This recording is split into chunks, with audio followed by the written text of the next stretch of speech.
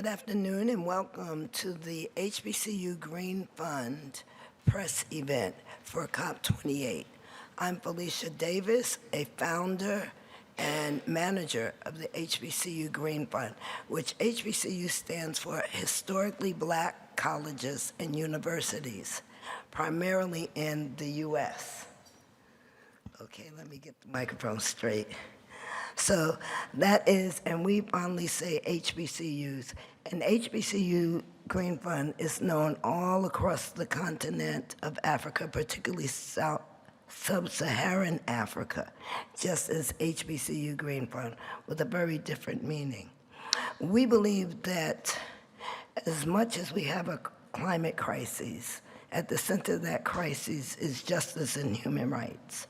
And so we work in a Pan-African mindset to connect Black people across the diaspora, and particularly on the continent of Africa. And with that, we're just going to share several stories from some of our partner entities. We're going to open with illai Kenney, who works as managing director of the HBCU Green Fund. So illai. Okay. Good afternoon, everyone. As she mentioned, my name is illai Kenney. I'm the managing director of the HBCU Green Fund. A good portion of my responsibility is answering the question of how are we, one, currently sustaining ourselves, and two, developing a sustainable future. So one of the main ways we do this is working with our HBCU Fellows program.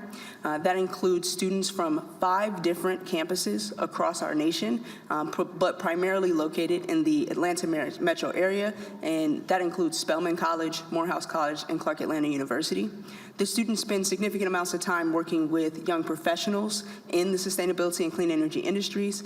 They've learned to complete investment-grade energy audits and collect the data necessary to provide those. They've also learned to do solar installations, as well as provide general sustainability education to their peers and community.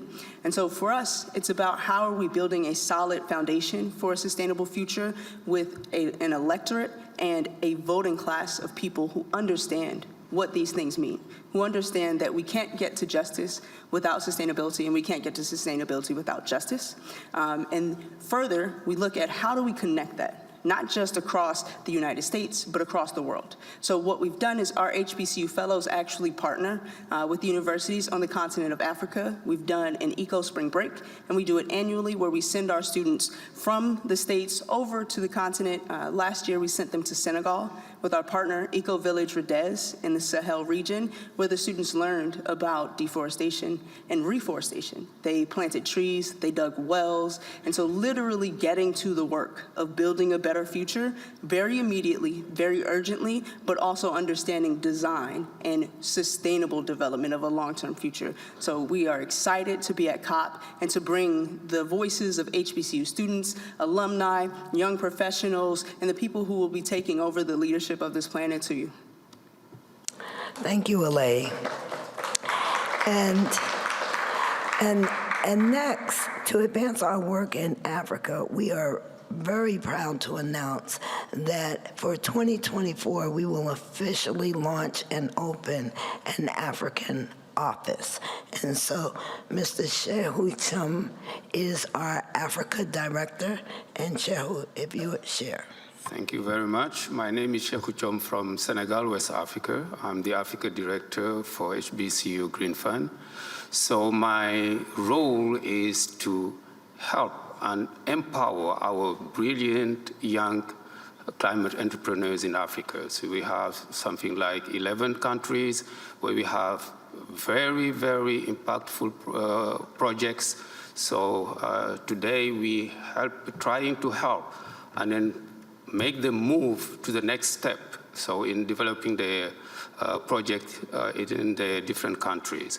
So as you said, I'm the bridge between the headquarters in Atlanta and Africa. So I'm very proud to be here. And then just to say that HBCU Green Fund is a philosophy that is going beyond the border of America. So going to the continent, and then I think we will be doing our best to really make everything a success in Africa. Thank you very much. Yes, and I want to announce that, and this is our breaking news, that the HBCU Green Fund, over the past 2 years, we have had a pre-COP Africa and African Diaspora pre-COP conference. For 2 years, it's been virtual. We are really, really proud and pleased to announce that in June of 2024, we will hold our first in-person African-American Youth Climate Summit in Dakar. So we are really pleased to be working with the director and others. Yes. Thank you.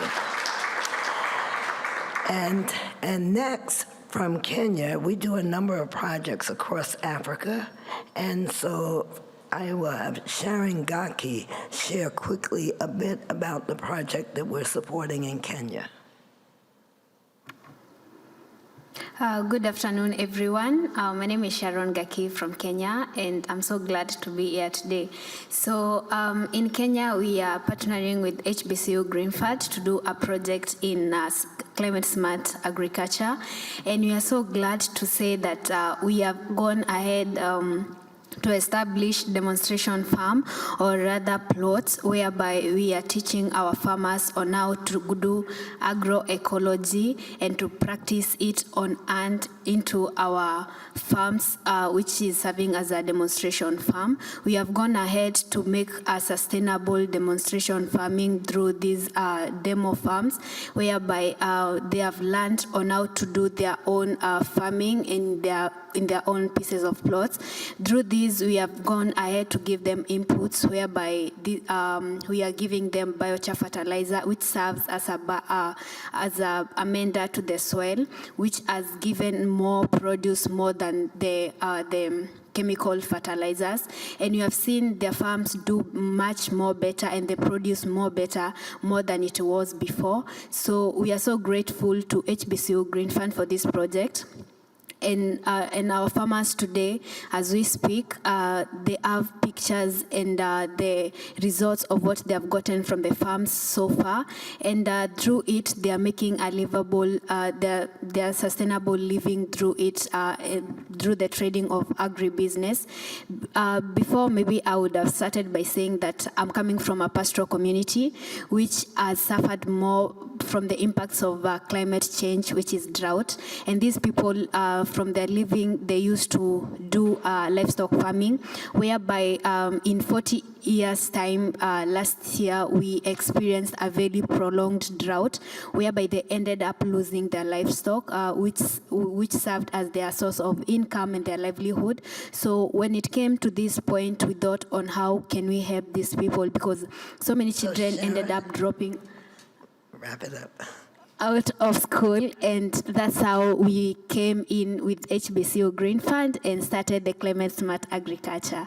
Thank you. Thank you. The story is quite extensive and the work very impressive. And so next I'm going to move to Hussein Kasim, who is in Ghana, and we have a number of projects in place in Ghana, and actually our Eco Spring Break this year will actually go to Ghana, or next year, 2024. So Hussein Kasim. Thank you, Felicia, and thank you everyone for coming. My name is Hussein Kasim. I'm the focal point for HBCU Ghana. HBCU actually is supporting in a number of projects, like Felicia said. It's helping in the Globe project. We are also implementing a project called the Young Climate Innovators Program, in short, YCLIP. And the core objective of the project is to be able to educate, engage, and empower youth in marginalized or vulnerable communities to be able to come up with innovative ideas that are geared towards climate change mitigation and adaptation. Most at times, we assume people, students at the various universities. Move just a bit back from the mic, so it's not okay, sure. Sorry. So most of the times we assume that people understand the basics, the causes, and then the effects of climate change, especially those at the tertiary institutions. But then it's always not like that, because there are people who are studying, let's take mathematics, and they don't actually relate very well with climate change. So with the white clip, we are partnering with the University of Ghana Business School, and we are doing capacity building training. And then after training them, we link them to communities which are marginalized. So let's take it in Accra. Currently, there's a community that has issues of waste management. So we've trained the youth in the university, at the university, and then we've linked them to the marginalized community to come up with an innovative solution. And most of these solutions are solutions which involves the community members. So it's not like from top-down approach, but then from down up, in such a way that the community members, without even the students being there, they will be able to implement this project without so much external support. Thank you. Thank you. And we are also launching a GLOBE project, those that are familiar with NASA, NSF GLOBE, that will connect middle school students in Georgia, New Jersey, Ghana, and Senegal. And we're providing weather stations that the teachers in the classrooms can use so that they can compare climate impacts and even day-to-day weather in various places, hoping to also connect and create that cultural exchange. And so next we have Denise from Uganda, and she will also briefly share. Okay, good afternoon to everyone. My name is Denise Ayabare. I'm from Uganda and part of HBCU Green Fund in Uganda.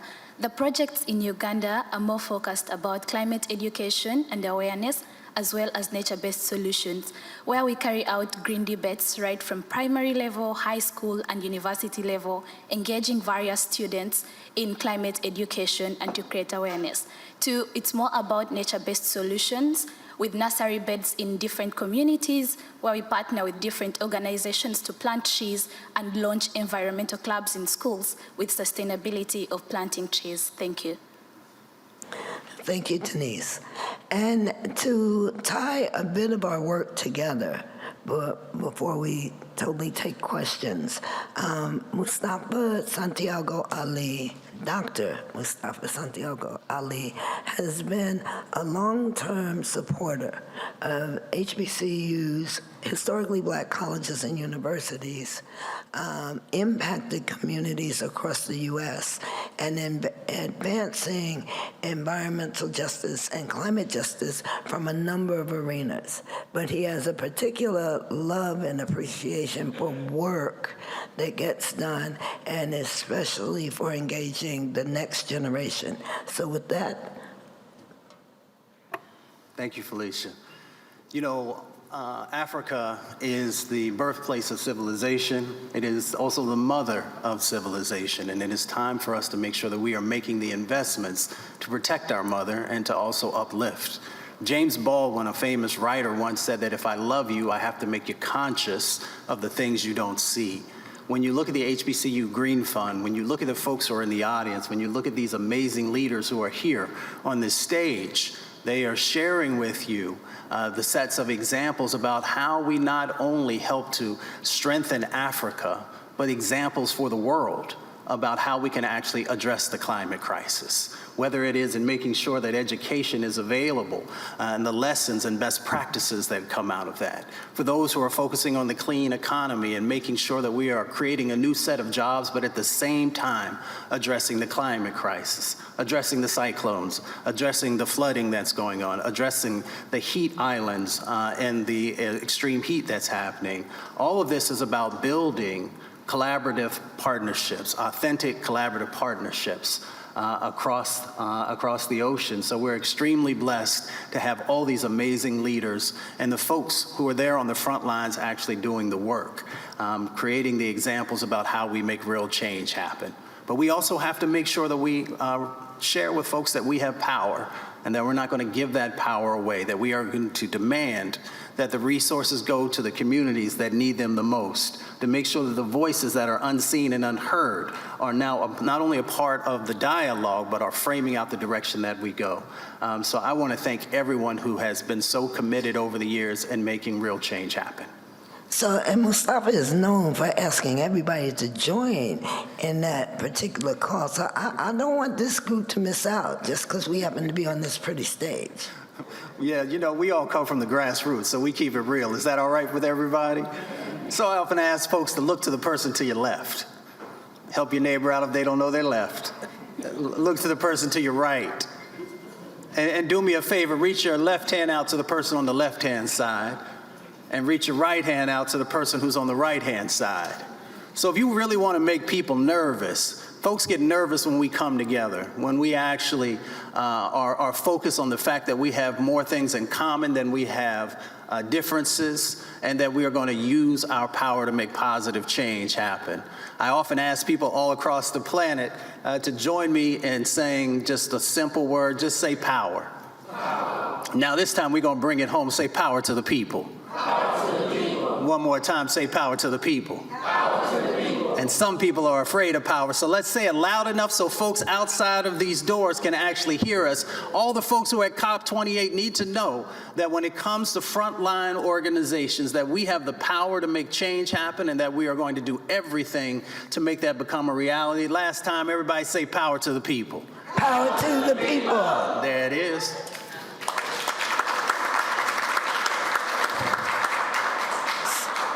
So with that, I think we still have time to take a couple of questions from the audience, and somebody is going to run around with the microphone because I'm not having my Oprah moment today. So, and I want to have a cue. We have a question down front. How am I on time? Okay? Great.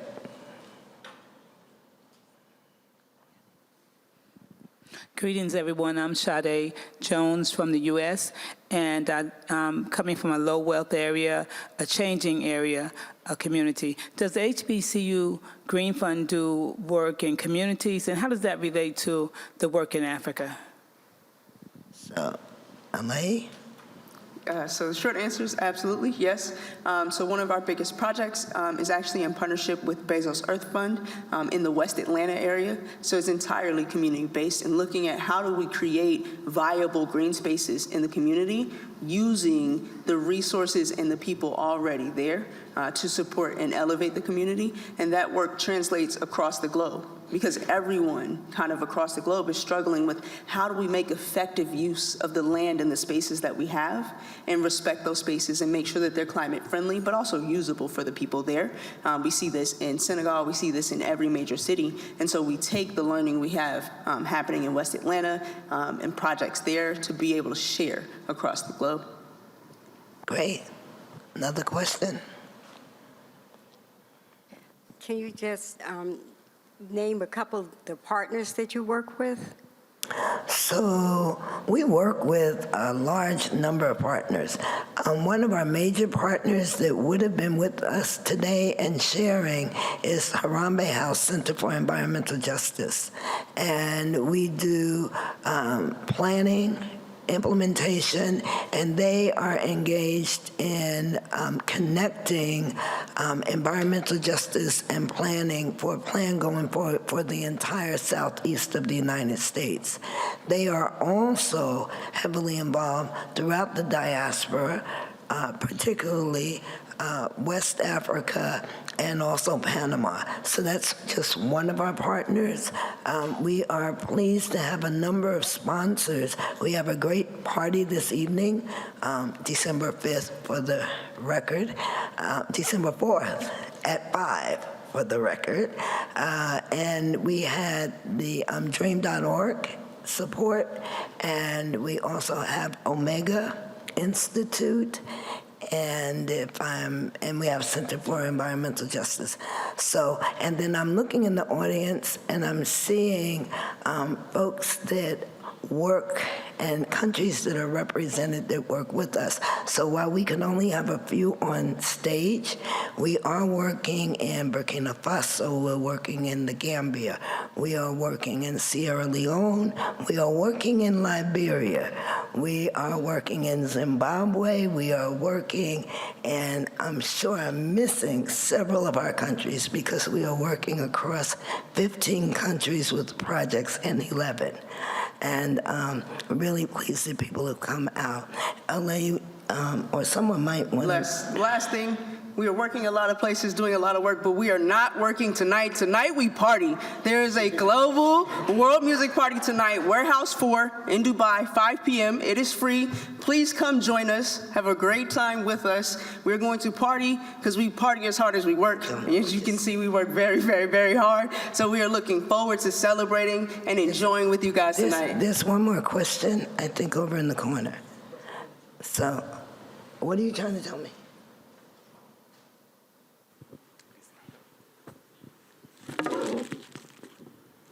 All right, my name is Eugene from Ghana. Thank you for the wonderful presentation. My question goes to Kasim. Are women involved in the implementation of the YCLIP program? Yeah, thank you so much for your question. Yes, certainly, because we know very well how marginalized or vulnerable women are when it comes to issues of climate change. And like I said, the implementation is usually community-based, so we make sure that they are involved in both the education, the training, to make sure that they are involved in the whole project cycle. Thank you.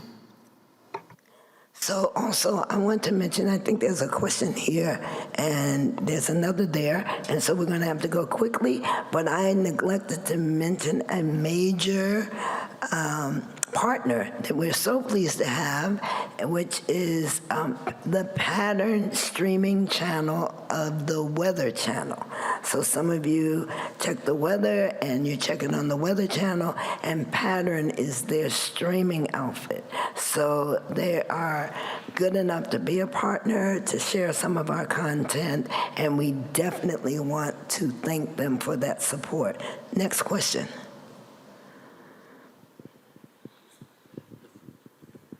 Hi, I'm Geoffrey Joseph Daka from Zambia. I come from an environmental education background, also environmental management activities. I would want to find out firstly if there are any activities that you are doing in Zambia. Then secondly, I come from an organization that is in health and environment. So for this year's conference, it was exciting because we have climate and health that was being discussed yesterday. So as part of our pyramid to ensure that we become a sustainable healthcare facility, where we also have an NGO that we are supporting, we have circular economy issues, sustainable water management, and also sustainable energy utilization, which are speaking to climate. So is there a possibility to partner with an organization? Yes, and we're getting quickly to the answers. So, Shehu, do we have anybody in Zambia? Number one. Number two, remark about our work in climate and health. So we do. We have Precious, who's in Zambia. So yes, we have a focal point in the country that we can connect you with. And then climate and health, Shehu. Just to tell you that we have one important partner, new partner, which is the Foundation S. So which also want to be with HBCU Green Fund to support Africa. So we have met with the Africa director of Foundation S, which is really committed to help us in this very noble role to help young entrepreneurs. Yes, and so that we don't get too far ahead of ourselves, we have met with them. So I wish we could say we're exactly a partner. We hope to partner more intimately as we go forward. But we are focused on the intersection of climate and health.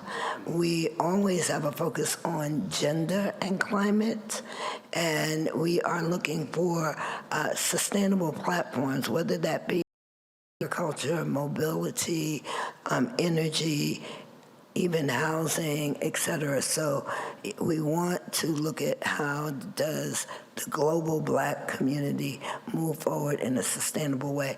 Any other questions? I don't hear the time. I saw somebody move. So I've not gotten a signal, so I'm checking. I have 1 minute. So in 1 minute, I'm going to close by thanking all the all of you that have joined us for this press conference. I will express my appreciation for all of the sharing that you would do. The most important way that you can support us as an entity is to let others know the news that we've shared today. We are working across the continent. We're doing hard work. We're working with Green the Church in the U.S. We are empowering anything that a young person can learn in Atlanta, they can learn in Accra, they can learn in Nairobi. And there are lots of things that are coming from the continent that empower our youth and enable us to forge what will truly be a sustainable future. I want to thank all of the people that spoke today, and you got only little nuggets and tidbits, but I think you got enough to really appreciate the work that's underway.